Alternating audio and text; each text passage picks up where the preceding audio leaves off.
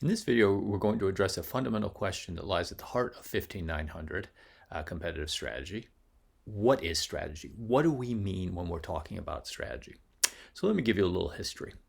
In 1962, Al Chandler, by the way, a Sloan graduate, a proud Sloan graduate, published Strategy and Structure, the first book in English about business strategy. Now, there had been previous books about military strategy, of course, but this was the first book, serious book at least, about corporate strategy. So that's 1962. Fast forward 57 years, okay, to today. How many books do you think there are about strategy? So if you went to Amazon, for instance, and typed in the search bar corporate strategy or company strategy, how many books do you get? The answer is more than 20,000. We don't know how many more, but more than 20,000. So what that means in practice is from 1962, when Al Chandler published Strategy and Structure, to today, on average, every day, every calendar day, including weekends, including holidays, every day, a new strategy book has been published. So what that means in practice is there has been a proliferation of different definitions of strategy, different frameworks for strategy, and it can sometimes be bewildering and overwhelming. But what we're going to do in this video is reduce strategy to its essence, to the very core, and that will be the foundation stone upon which we build the much of our discussion about strategy throughout the course. So what is strategy at its essence?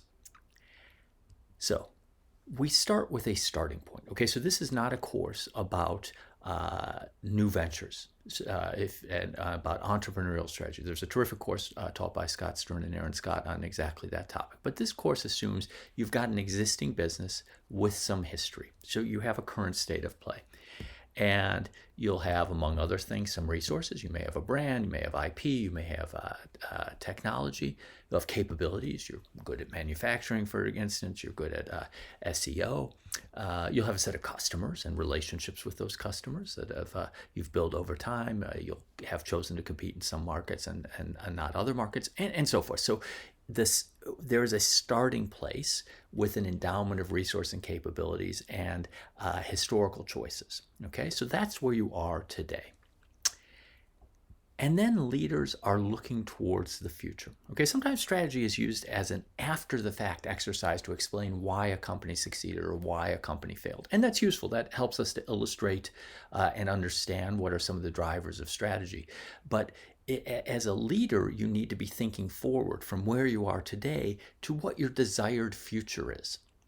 And that desired future can take many forms. It can take the form of a vision as to what how you'd like the world to look or how you'd like the company to look. It can be your mission, what as an organization you're trying to do. And this is particularly true for not-for-profit organizations and military organizations, governmental organizations, but also for business organizations. Another element of the desired future is the creation and capture of economic value. It's something we'll talk a lot about in this course as one of the elements of a desired future for most companies.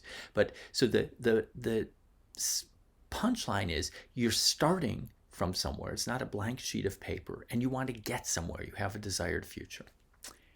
And strategy is about how you get from here to there. And more specifically, it's a framework to guide the choices that you need to make to advance from your current state to the future that you're trying to achieve.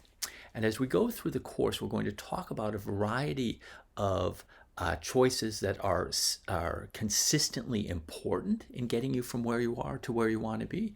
What industry do we compete in? Who are key customers? What capabilities and resources do we want to build?